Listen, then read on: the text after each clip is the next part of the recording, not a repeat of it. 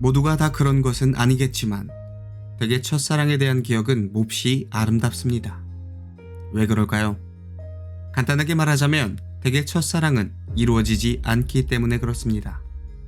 누군가의 마음속에 풋풋하게 피어났던 첫사랑은 시간이 지날수록 마음속에서 더 아련해지고 그 이후 몇 번의 연애와 사랑의 실패의 고통을 겪다 보면 첫사랑의 그 사람은 더 가슴 저미게 그리워지기도 합니다.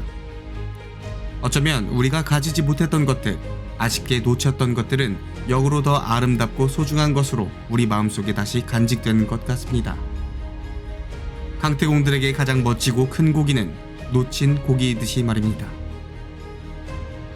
서양에서는 훌륭한 업적과 성과를 낸 사람들에게 그들의 영광을 기리기 위해서 월계관을 씌워주는 전통이 있습니다.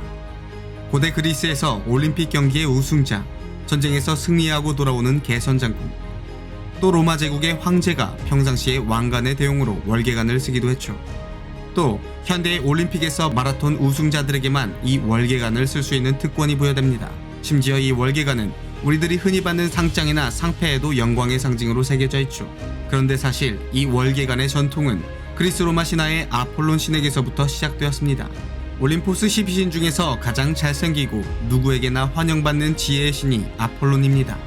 아폴론이 거대한 뱀 피톤을 죽이고 델포이를 장악한 후 그곳에 아폴론을 기념하는 신전이 세워지고 고대 그리스 사람들은 자신의 운명과 미래가 답답할 때마다 그곳에 가 지혜를 구해야 했죠.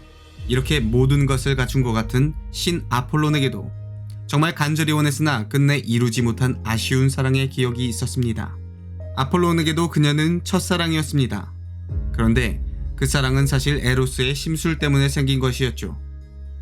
이때는 아폴론이 마침 거대한 뱀 피톤을 물리치고 제일 의기양양하던 시절이었습니다. 어느 날 아폴론은 에로스가 화살을 가지고 노는 것을 보았죠. 그리고 아폴론은 그 모습이 너무 하찮게 보여 이렇게 말했습니다. 야, 이 장난꾸러기야, 전쟁 때나 쓰는 그런 무기를 가지고 뭘 하겠다는 거냐? 그런 것은 그것을 쓸만한 사람에게 줘라. 나는 너가 쓰고 있는 그 무기로 저 큰 피톤을 해치웠다. 독을 품은 몸뚱이를 넓은 들판에 펼치고 있던 저 뱀을 말이다. 너 같은 어린애는 어디 가서 불장난이나 하며 놀아라. 그리고 건방지게 나의 무기엔 손을 대지 말아라라며 말이죠. 이 말을 듣고 에로스가 이렇게 말합니다. 아폴론, 당신의 화살은 어떤 것이든 쏘아 맞힐 수 있겠지요. 그러나 나는 그런 당신을 내 화살로 맞출 것입니다. 이렇게 대꾸하고는 에로스는 파르나소스 산으로 올라갔습니다. 그리고 산의 정상에 올라 화살통에서 2개의 화살을 끄집어냈죠. 그중 하나는 금으로 되어 있고 끝이 뾰족하여 사랑을 불러일으키는 화살이었고 또 다른 하나는 납으로 되어 있고 끝이 무디며 사랑을 거부하는 화살이었습니다. 에로스는 먼저 강의 신 페네우스의 딸 다프네라는 님프를 찾아가 그녀에게 납화살을 쏘았습니다. 그리고 금화살은 아폴론에게 쏘았죠. 납화살을 맞은 후로 다프네는 남자에 대한 관심이 도무지 없어졌고 그저 숲속에서 동성 친구들과 사냥을 하며 처녀신 아르테미스의 추종자로 살아갔습니다. 많은 남자들이 그녀의 아름다움을 보고 청혼했으나 다프네는 거들떠보지도 않았습니다. 그런 다프네를 보고 아버지 페네이오스는 늘 입버릇처럼 이렇게 말하죠. 얘 다프네야, 이제 나도 사유와 손자를 보고 싶단다. 그러나 다프네는 결혼 자체에 대한 혐오스러운 감정을 가지고 있었기 때문에 오히려 그의 아버지에게 부디 처녀로 남을 수 있게 달라며 간청합니다. 다프네가 하도 이렇게 강경하게 말하니 아버지도 결국 마지못해 허락하지 않을 수 없었습니다. 한편 에로스의 황금 화살을 맞은 아폴로는 이런 다프네를 열정적으로 사랑하게 되었죠.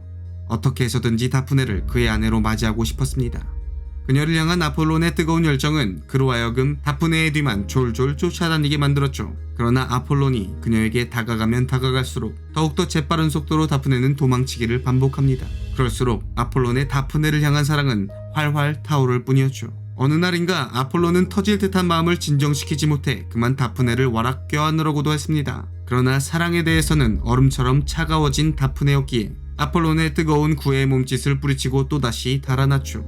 그리고 아폴론은 또 다프네의 뒤를 쫓아갑니다. 다프네는 바람보다 더 빨리 달아나며 아폴론이 아무리 간청해도 잠시도 걸음을 멈추지 않았죠. 그리고 아폴론은 다프네에게 이렇게 말합니다. 오 다프네여, 도망만 가지 말고 내 소리를 좀 들어봐요. 나는 당신의 적이 아니오. 내가 당신을 따라가는 것은 사랑하기 때문이오. 나는 시골뜨기도 무식한 농사꾼도 아니오. 제우스가 나의 아버지고 또한 나는 델포이의 주인이오. 나는 현재나 미래의 모든 일을 다 알 수 있는 예언의 신이오. 나는 노래와 리라의 신이며 나의 화살은 벗어남이 없는 명사수라오. 그러나 지금 나는 내 화살보다 더 치명적인 화살에 가슴이 꿰뚫렸소. 나는 의술의 신이어서 모든 약초의 효능을 알고 있지만 지금 나는 어떤 약으로도 치유할 수 없는 병에 걸려 괴로워하고 있소. 아폴론의 이런 애원에도 불구하고 다프네는 계속 달아났습니다. 그런데 이상하게도 그녀가 달아나면 달아날수록 아폴론의 마음은 더욱 뜨겁게 달아올랐고 머리를 흩날리며 도망가는 그녀의 헝클어진 모습조차도 더욱 아름답게 보일 뿐이었습니다. 그는 시간이 갈수록 더욱 초조한 심정, 간절한 심정이 되어 더욱 열심히 쫓았고 아폴론이 점점 그녀에게 다가올수록 다프네는 더욱더 소름 돋게 싫어져 혼신의 힘을 다해 도망갑니다. 그러나 강력한 남신의 속도를 다프네는 감당할 수가 없었죠. 거리가 점점 더 가까워지고 이윽고 자신의 바로 등 뒤에서 아폴론의 헐떡이는 숨결이 들리는 것 같았죠. 이 소리에 소름이라도 돋은 듯 다프네는 다리에 힘이 빠지는 듯 하더니 이내 금방 쓰러질 것 같았습니다. 이제는 더 이상 견딜 수가 없게 되자 다프네는 급히 그녀의 아버지 강의 신인 페네이오스를 소리쳐 불렀죠. 그녀는 아버지에게 땅을 열어 자신의 모습을 숨겨주거나 아폴론이 자신을 알아보지 못하게 자신의 모습을 바꾸어 달라며 소리칩니다. 다프네의 외침이 끝나자마자 다프네의 온몸은 점점 굳어져 갔죠. 두 발이 땅속으로 들어가는 것 같더니 이내 뿌리가 되었고 두 팔을 넓게 펼치더니 이내 가지로 변했습니다. 가슴은 부드러운 나무 껍질로 바뀌고 머리털은 무성한 나뭇잎으로 덮였습니다. 이렇게 그녀는 점점 나무가 되어갔습니다. 하지만 그녀의 아름다움은 여전한 것 같았죠. 정신없이 다프네를 쫓아왔던 아폴로는 일순 망연자실했습니다. 한참을 그렇게 그 자리에서 멍하니 있어서 나무로 변한 다프네를 바라보기만 했죠. 이후 아폴로는 천천히 그 나무에게 다가서서 나무 둥치를 사랑스럽게 안았습니다. 아직까지 요정으로서 의식이 다 없어지지 아니한 다프네는 하르르 떨고 있는 것 같았죠. 아폴론이 나무를 향해 천천히 말합니다. 다프네여, 정말 아쉽지만 이제 그대는 나의 아내가 될 수 없으니 이제 그대는 나의 나무로 삼겠소. 당신을 향한 나의 이 사랑하는 마음을 잊어버리지 않기 위해서 인간 중에서 가장 위대하고 강한 자에게 이 월계수 나뭇잎을 씌워 영광을 돌리겠소. 아폴로는 이렇게 말한 후 점점 더 굳어가며 완전한 나무로 변하는 다프네를 보며 슬퍼하였고 그 둘은 그렇게 다프네의 나무가 심긴 그 자리에서 서로 이별을 하고 맙니다.